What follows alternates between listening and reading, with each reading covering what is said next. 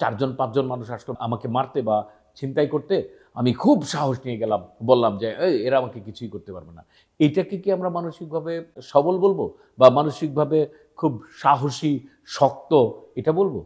আর কোনো একটা এরকম সিচুয়েশনে দেখে আমি ভয় পেয়ে গেলাম, আমি নরম-সরম হয়ে গেলাম, কান্নাকাটি শুরু করলাম। এইটাকে কি আমি মানসিকভাবে দুর্বল বলব? বিষয়টা তা না।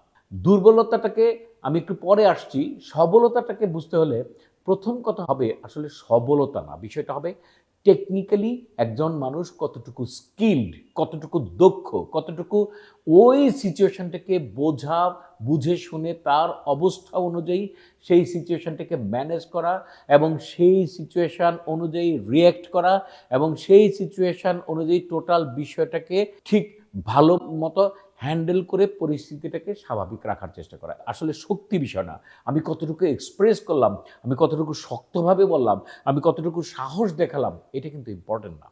ইম্পোর্টেন্ট একজন মানুষ কোন সিচুয়েশনে কিভাবে নিজেকে রক্ষা করবে এবং কিভাবে ওই সিচুয়েশন থেকে নিজের দক্ষতা, চিন্তা, বুদ্ধি, পরিস্থিতি এই সব বুঝে সুন্দর করে একটা জিনিস ম্যানেজ করতে পারে।